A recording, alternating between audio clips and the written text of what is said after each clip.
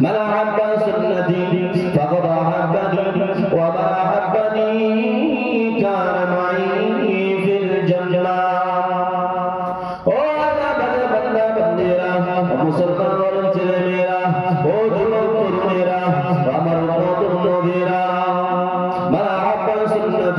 যদি তোমরা আমার সুন্নতকে ভালোবাসো আমার আহাব্বানি তাহলে তোমরা আমি মুহাম্মদুর রাসূল আমাকে ভালোবাসলে আমার আহাব্বানি কার মাই ফিল জান্নাহ আর তোমরা যারা আমাকে ভালোবাসলে তোমরা আমার সাথে জান্নাতে যাবে।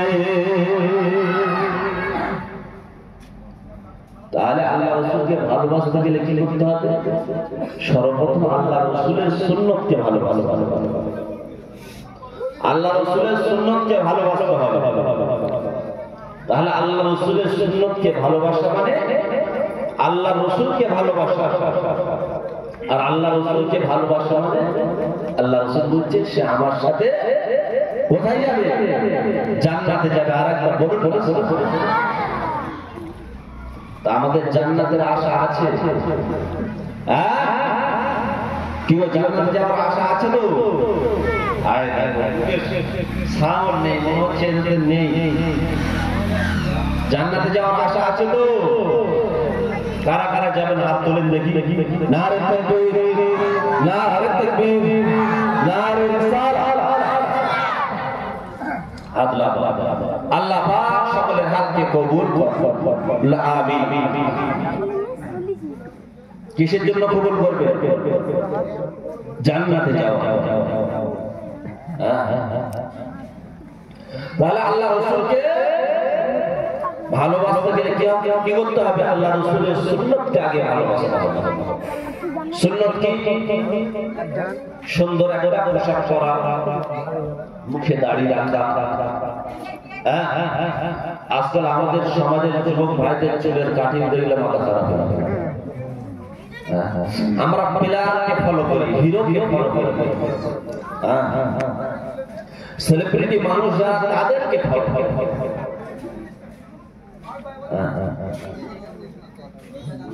আমরা যে সমস্ত ওলিয়া আল্লাহদের মানি, ওলিয়া আউলিয়াদের মানি, তাদের চুলের কাঠিং দেখেছেন তো? সুন্নত হয় বাবরি চুল, না হয় একেবারে ছোট ছোট চারদিকে সমান। তবে তো না তারা দুনিয়াকে বড় বড় খেতাব পেয়েছে, ডিগ্রি অর্জন করেছে। বড় পীর আব্দুল কাদের জিলানী এমনি হয়, এমনি হয়নি। খাজা গরিবের আওয়াজ এমনি হয়নি। একদিনে ৭০,০০০ মানুষকে মুসলমান করেছেন। বলুন সুবহানাল্লাহ। খাজা গরিবের আওয়াজ রহমাতুল্লাহ আলাইহি বাড়িতে এসেছেন, আনন্দে আত্মহারা খুব খুশি। আর আম্মা জান জিজ্ঞেস হচ্ছে, বাবা এত খুশি কেন? বলছে, আম্মা জান আজকের একসঙ্গে ৭০,০০০ বেদুইনকে মুসলমান করেছে। বলছে, বাবা এটা তোর কোনো কৃতিত্ব নয়, এটা আমি তোর মা আমার মেহনতের ফল। বলুন সুবহানাল্লাহ। যে আমি মা, এটা আমার মেহনতের ফল, এর পিছনে তোর কোনো কৃতিত্ব নেই। বড় পীর আব্দুল কাদের জিলানী রাহমাতুল্লাহ আলাইহি মায়ের পেটের ভিতর থেকে দুনিয়ার জমিনে এসেছিলেন কত পারা কোরআনের হাফেজ হয়ে?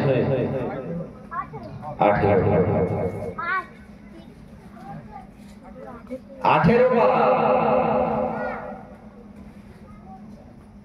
যখন 6 বছর থেকে 7 বছর বয়স, ওনার আম্মা জান কার?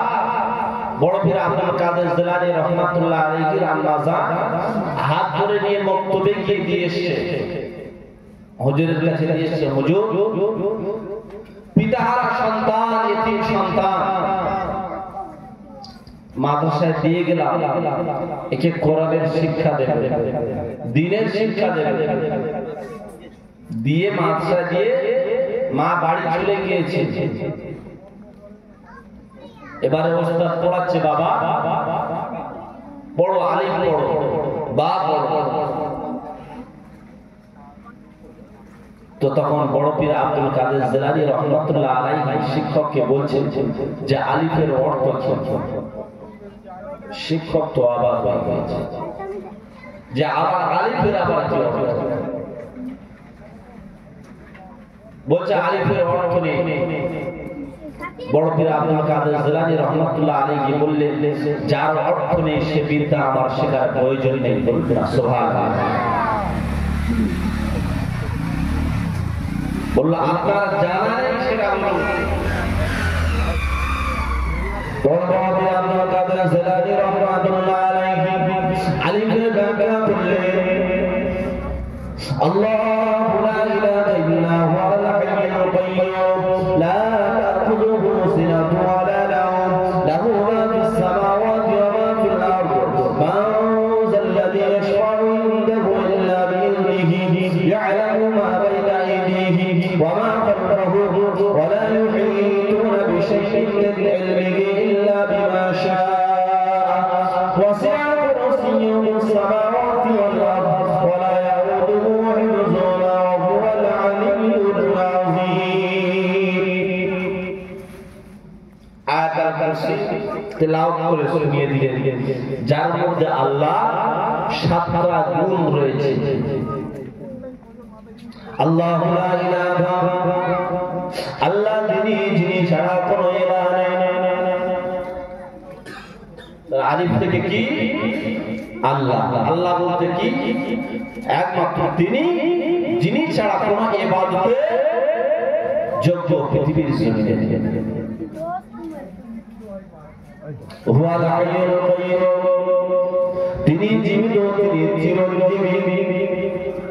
লা তাখুযুহু সিনাতুন ওয়া লা নাওম, তার তন্ত্র ধরে বাঁধা, তন্ত্র পর্যন্ত স্পর্শ করতে পারে না। এইভাবে একের পর এক ব্যাখ্যা করতে লাগলেন। বড় পীর আব্দুল কাদের জিলানী রাহমাতুল্লাহ আলাইহির শিক্ষক তিনি পেরেশানে পড়ে গেলেন, তিনি হতভম্ব হয়ে গেলেন। পরের দিনে বড় পীর আব্দুল কাদের জিলানী রাহমাতুল্লাহ আলাইহি আম্মা জানকে খবর দিয়েছে, ওনার ছেলেকে আম্মা জানকে খবর দিয়েছে যেন মাদ্রাসাতে এসে দেখা করে।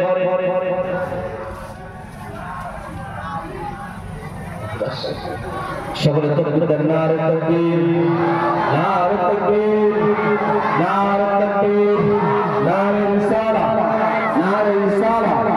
কুলজানা সাউদ সিদ্দিকী, কুলজানা সাউদ সিদ্দিকী, ফুরফুরাশন, ফুরফুরাশন, আজমির, নারে তাকবীর।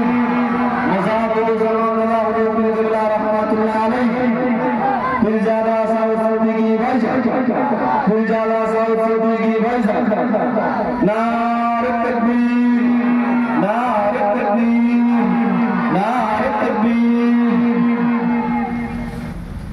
সকলে বসে পড়ে মোহাম্মদ সাল্লাল্লাহু আলাইহি ওয়াসাল্লাম, আল্লাহুম্মা সাল্লি আলা ওয়া আলা আলি সাইয়্যিদিনা মাওলানা মুহাম্মদ।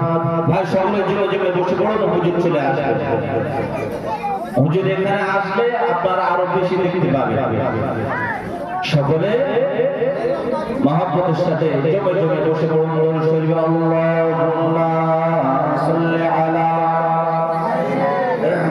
মাওলানা মুহাম্মদ ওয়া আলা আলি সাইয়্যিদিনা মাওলানা মুহাম্মদ।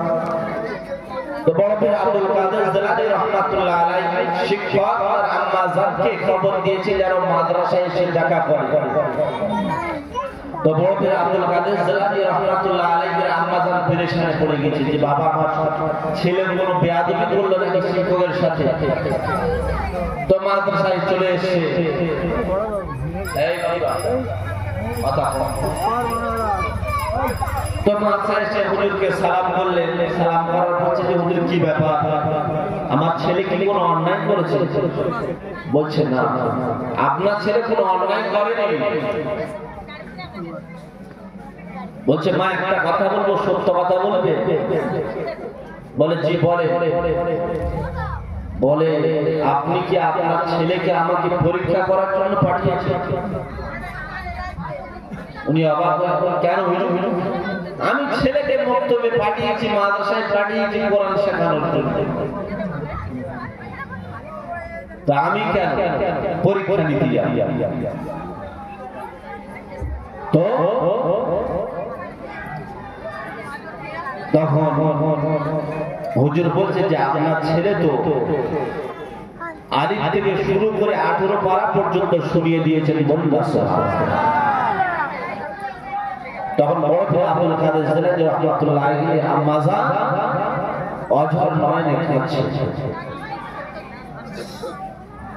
তো বড় ভাই আব্দুল কাদের জিলানী রাহমাতুল্লাহ আলাইহি শিক্ষক বলছেন যে আপনি কাঁদছেন কেন? আপনাকে তো শুনে খুশি হওয়ার কথা, আনন্দ পাওয়ার কথা। তখন ওই সময় বড় আব্দুল কাদের জিলানী রাহমাতুল্লাহ আলাইহি আম্মা বলেন ও বাবা হুজুর, আমি কাঁদছি এই জন্য, আমি কাঁদছি এই জন্য, যখন আব্দুল কাদের আমার পেটে ভিতরে ছিল, আমি রোজ কোরআন তেলাওয়াত করতাম, আমি রোজ কোরআন তেলাওয়াত করতাম, আমিও পুরো কোরআনের হাফেজ ছিলাম। ও বাবা হুজুর, আমি 18 পারা পর্যন্ত ও পেটে থাকায় মুখস্থ করেছি, 18 পারা পর্যন্ত আমি রোজ তেলাওয়াত করতাম, সেই জন্য 18 পারা হাফেজ হয়েছে।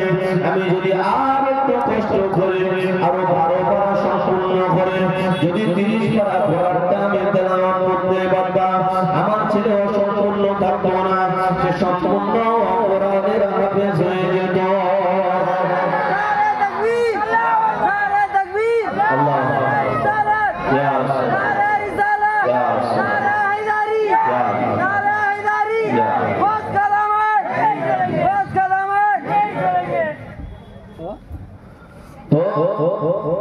আফসোস কি যে আমি যদি পুরো কোরআন শরীফ আরো কষ্ট করে আরো 12 পারা পড়তাম, তাহলে 30 পারা ওর মুখস্থ হয়ে যেত। ওকে আর মুখস্থ গিয়ে 12 পারা এক্সট্রা ভাবে মুখস্থ করতে লাগলো। তাহলে কেমন মা ছিলেন, তবে তো তেমন সন্তান জন্ম দিয়েছে। হ্যাঁ, যিনি জি ওলিদের সরদার ছিলেন, যেমন আমার আপনার নবী তামাম নবীদের সরদার ছিলেন বড় বড় আব্দুল কাদের জিলানী রাহমাতুল্লাহ আলাইহি, তামাম ওলিদের সরদার লিডার ছিলেন। বলুন না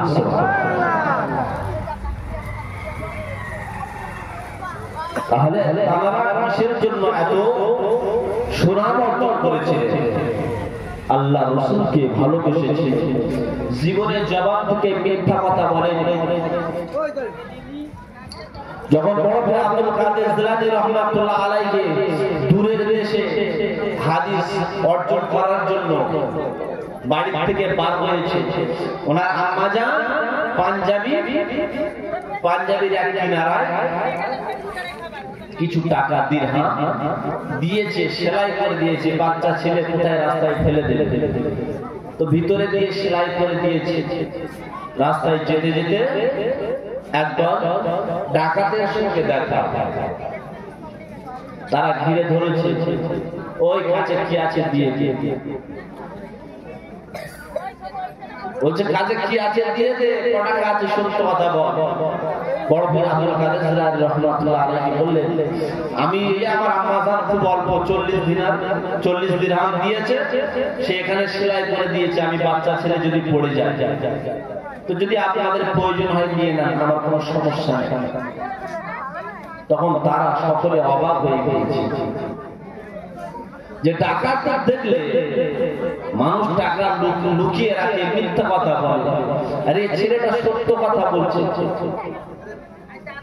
তো তখন ডাকাতের দলেরা বড় পীর আব্দুল কাদের জিলানী রাহমাতুল্লাহ আলাইহি জিজ্ঞাসা করছেন, বাবা তোমার একটু ভয় লাগে না? তুমি সব সত্য কথা কেন বলবে?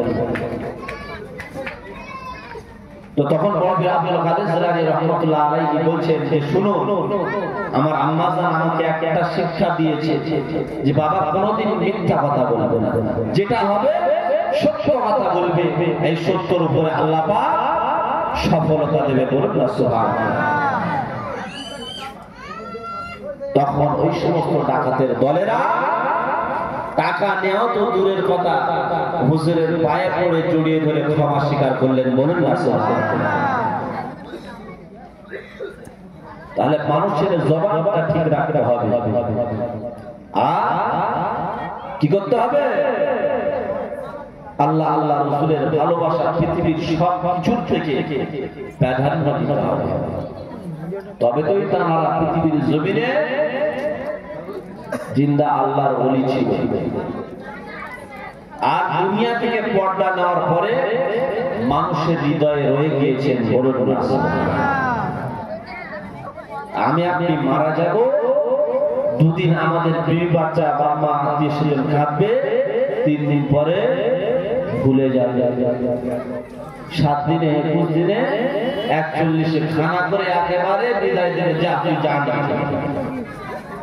তাই তো নাকি? আর আমরা যদি সেইভাবে আমাদের জীবনটা তৈরি করে যেতে পারি যে পথে মিনান নাবিয়িনা ওয়াস সিদ্দিকিনা ওয়াস শুহাদা ওয়াস সালিহিন, যে পথে আল্লাহ রাসূলুল্লাহ চলেছে, আল্লাহ রাসূলের সাহাবারা চলেছে, যে পথে সালিহিন ওলি আউলিয়াগণ চলেছে, যদি আমরা সেই পথকে অনুসরণ করে চলি তাহলে আমরাও মরণের পরে তাদের কাতারে শামিল হব। তাহলে আমাদের এই সমস্ত পথে চলার দরকার আছে না নেই? আছে, আমরা চলি। আমি কয়েকটা কথা জিজ্ঞাসা করব, উত্তর দেবে না? হায়াতের মালিক কে বলুন তো? আল্লাহ। মওতের মালিক আল্লাহ। দুনিয়াতে আমাদের পাঠিয়েছেন কে? আল্লাহ। আর দুনিয়া থেকে নিয়ে নেবে কে? নরেন্দ্র মোদি? না। কোন সরকার নিতে পারবে? পারবে না। তাহলে আমরা কার হুকুমে এসেছি দুনিয়াতে? যাব কার হুকুমে? আর এই যে মাঝখানের সময়টা, আসার যাওয়ার এই যে মাঝখানের সময়টা, এই সময়টা কার হুকুমে চলবো? চলছে কার হুকুমে? আল্লাহর হুকুমে চলছে না নিজেদের হুকুমে? নেতা মন্ত্রীদের হুকুমে চলছে কি গো? যদি কোন নেতা বলো এবারে দাঁড়াচ্ছি ভোটটা দিস, যদি ভোট না দিই সে সরকারি যে সমস্ত প্রকল্প আছে দেবে তো? হ্যাঁ, বিপদে পড়লে পাশে দাঁড়াবে তো? দাঁড়াবে। তাহলে আমরা নিজের হুকুমে চলছি, আল্লাহর হুকুমে চলি। চলা দরকার কার হুকুমে? আল্লাহ। চলবো ইনশাআল্লাহ। কারা কারা চলবেন হাত তুলে একবার দেখি। নারে তাকবীর, নারে তাকবীর। আওয়াজ হয়, আওয়াজ হয়। তাকবীরের জোর এত জোর হবে যেন 800 মহল্লা পর্যন্ত পৌঁছে যায়। বলুন না সুবহানাল্লাহ। শয়তান আশেপাশে থাকলে কি করবে? এত জোরে দৌড় মারবে, নিজে বুঝতে পারবে যে কোন দিক যাচ্ছে। কেননা ইমানদারদের জোর ভয়। হযরতে আবু বকর রাদিয়াল্লাহু তাআলা সবথেকে নরম মেজাজের মানুষ ছিলেন, নরম মেজাজের, কিন্তু আবার দিনের জন্য সবথেকে গরমও ছিলেন। তিনি একদিন রাস্তা দিয়ে যাচ্ছেন, কিছু বেঈমান তারা আল্লাহ আল্লাহ রাসূলকে গালি দিতে লাগলেন। হযরত আবু বকর রাদিয়াল্লাহু তাআলা আনহুকে বলছেন, ওই তোর আল্লাহ ফকির, তোর নবী ফকির, হ্যাঁ এরা উল্টো পাল্টা কোটি ভাষা করছে। হযরত আবু বকর রাদিয়াল্লাহু তাআলা আনহু বললেন যে তোমরা যা বলার আমাকে বলো, আমার রাসূলকে নিয়ে আর আমার আল্লাহকে নিয়ে তোমরা বলো। দু তিনবার বলার পরে তারপরেও ফের বলছে। হযরতে আবু বকর রাদিয়াল্লাহু তাআলা আনহু আর মেনে নিতে পারলেন না। তখন তিনি একজন বৃদ্ধ, বয়স্ক, বুড়ো হয়ে গিয়েছেন। তিনি যখন আল্লাহ রাসূলের বিরুদ্ধে যখন তারা অকথ্য ভাষা ব্যবহার করতে লাগলো, হযরত আবু বকর রাদিয়াল্লাহু তাআলা সহ্য না করতে পেরে এক চড় দিয়েছে। চড়ের এত পাওয়ার, সে বেঈমান সঙ্গে সঙ্গে বেহুশ হয়ে গিয়েছে। বলুন রাসূলুল্লাহ। তার পাশে যে চারজন ছিল তারা থেকে ছুরি মেরেছে, আর দাঁড়ায়নি। আবু বকর রাদিয়াল্লাহু তাআলা চলে গিয়েছে, তারা এবার চারজন ফিরে এসে তাকে এবার পোকাচ্ছে। বলে কি রে ভাই, এটা বুড়োর হাতে চড় খেয়ে বেহুশ হয়ে গিয়েছে, তার কিছু বলতে পারিস? বলে ভাই চড় মেরেছে কি করে আমি বুঝতে পারি, আমার জীবনে এরকম চড় খাইনি। এ চড় নয়, যেন পরমাণু বোমা। তো তারা যেমন দিনের জন্য নরম ছিলেন, দিনের জন্য গরম, আমাদের দিনের জন্য নরম হতে হবে, আবার কি গরম। সেই জন্য মিলাদ মাহফিল হলে সবথেকে বেশি দুঃখ কার বলবো? শয়তান। ওর যে অন্তরটা এত ফেটে যায়, তো যখন ফেটে যাবে আরো বেশি ফাটাতে হবে। তো তকবীরের ধ্বনি যত জোরে পড়বে তত দূরে পালাবে, যত কম হবে কাছে আসবে। দু চারজন মাঝে মাঝে বসে থাকতে থাকতে উঠে চলে যায়, দেখেন মানে তাদের কেসে ওরা মানে অ্যাটাক করে। তোর কখন আর জয় বাইরে চল। তো শয়তানকে আমাদের তাড়াতে হবে, পাশে ঘেঁষতে দিলে হবে। তাহলে যে কথা বলছিলাম, তো আমাদেরকে আল্লাহ রাসূলকে ভালোবাসতে হবে। সেটা ভালোবাসার ভালোবাসতে হবে। তাহলে ভালোবাসার অর্থ কি?